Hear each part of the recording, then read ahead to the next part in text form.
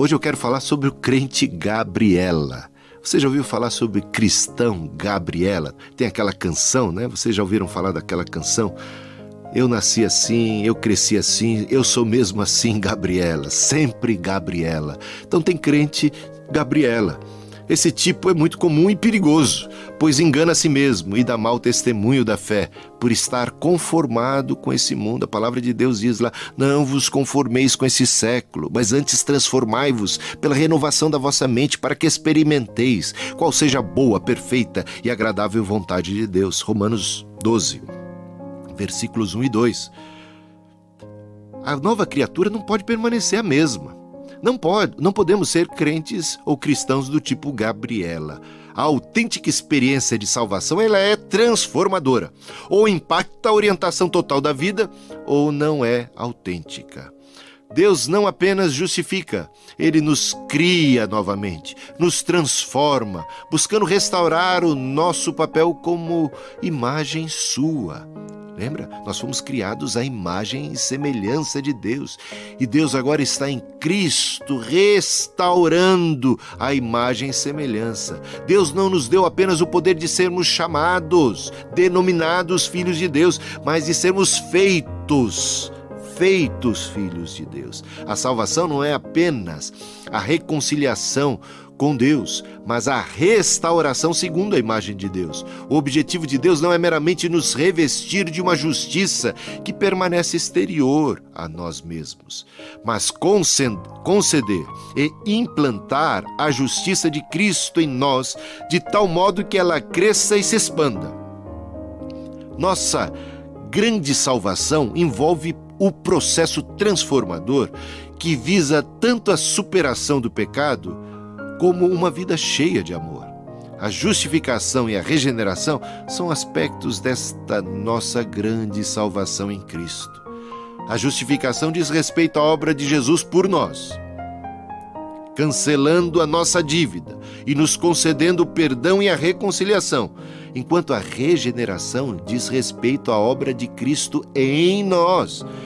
Na primeira, a justiça nos é imputada, e no novo nascimento, na regeneração, a justiça de Deus nos é comunicada, ou seja, nós nos tornamos participantes da natureza divina, como diz Pedro na segunda epístola, capítulo 1, versículo 4.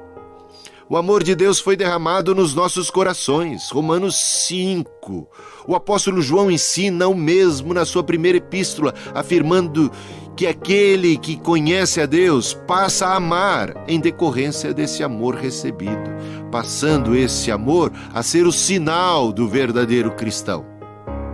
O mesmo se pode desprender da oração que Jesus nos ensinou, onde se diz que devemos perdoar como somos ou como fomos perdoados. Note que não podemos meramente receber esse perdão, mas devemos participar dele. O perdão de Deus deve frutificar em nós e através de nós. Ou seja, após a experiência com o perdão, após a experiência com o amor de Deus, nós não podemos continuar os mesmos. O que o apóstolo João nos ensina é que aquele que está em Cristo torna-se participante da natureza divina, a ponto de expressar o amor de Deus em sua vida. É claro que precisamos entender isso em termos dos limites estabelecidos pela finitude humana. O homem não se torna um Deus. O cristão continua humano, mas como nova criatura, deve passar a revelar as virtudes da nova criação, os frutos do Espírito Santo, como são conhecidos também. Ele é templo do Espírito Santo, e sem que haja perda da personalidade individual, o fato é que Cristo passa a viver e a se expressar através de sua vida. Disse Paulo: não mais eu, mas Cristo vive em mim. A salvação não é uma bênção que se encontre apenas do outro lado da morte, no além. As Escrituras Sagradas colocam a salvação no tempo presente. Sois salvos, diz Paulo em Efésios capítulo 2, versículo 8. Não é uma coisa remota, é algo presente que tem início nesse mundo. Trata-se de toda a obra de Deus, desde o primeiro toque da graça até a consumação na glória. Trata-se também do poder criativo e transformador de Deus na vida neste mundo. Uma transformação no aqui e agora. A justiça do cristão não é de sua própria feitura. Não é inerente, mas produto do Espírito de Cristo. Por isto é que falamos da graça transformadora.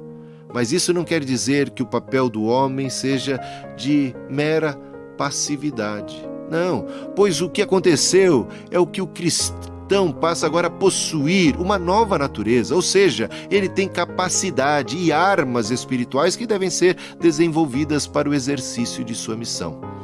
A nova criatura é desafiada a crescer nesta graça e a desenvolver a sua própria salvação, despojando-se do velho homem, revestindo-se do novo, enchendo-se do Espírito, não dando lugar ao diabo, buscando agora as coisas lá do alto, acumulando tesouros no céu, deixando de lado a mentira, falando a verdade, se desembaraçando, se desvencilhando do pecado, preparando-se assim como um atleta para a Olimpíada da vida, que deve ser vivida pela fé.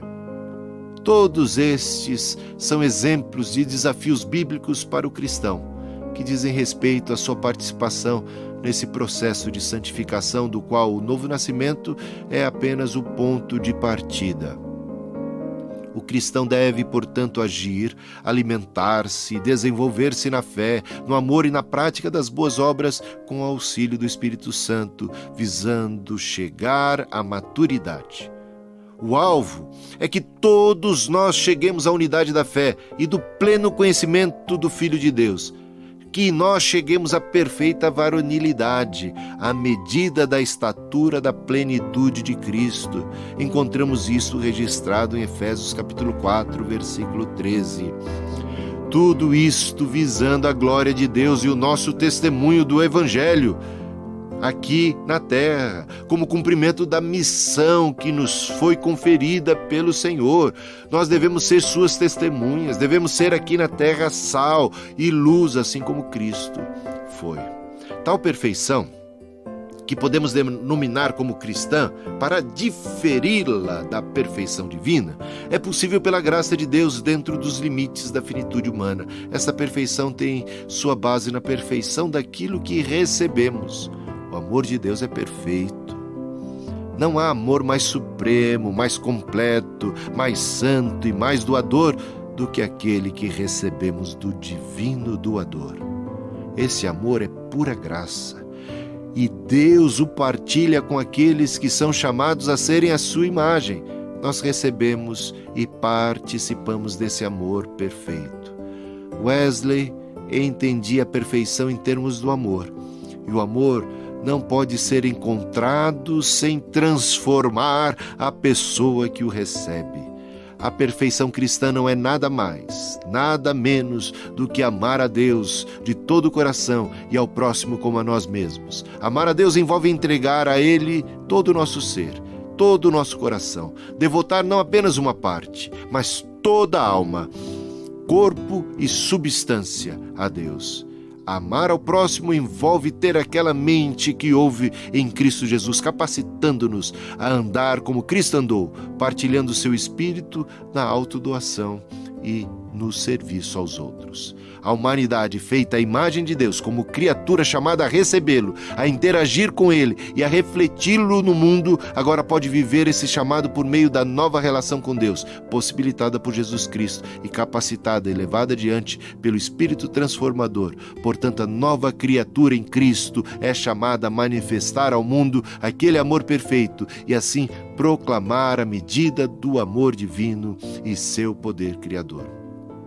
A maior força da mensagem cristã é que ela nos convida a superarmos o pecado, a encontrarmos em Deus as forças para vivermos uma vida de vitória, a sermos transformados à imagem de seu Filho e a refletirmos essa imagem aqui nesse mundo, por sua graça e para a sua glória. quero orar por você nesse instante. Querido Deus e amado Pai Celestial, peço que o Senhor visite a cada ouvinte, conferindo-lhes, ó Deus, graça, força, entendimento da Tua Palavra, que eles possam encontrar, ó Deus, no Teu Espírito, a capacitação para viverem uma vida que agrada e aceita o Senhor. Tu certamente tens um propósito para a vida de cada um. Ajuda, Senhor, para que eles possam experimentar a Tua boa, perfeita e agradável vontade, não se conformando com esse mundo, mas sendo transformados dia após dia, para que o seu testemunho seja um testemunho que produza muitos frutos, que façam eles muitos discípulos, que atraiam eles através das suas boas obras, do seu exemplo, do seu coração, que possam atrair muitos a Cristo. Que assim seja a vida de cada um, que a Tua bênção e a Tua promessa se cumpra em nós. Em nome de Jesus. Amém e amém.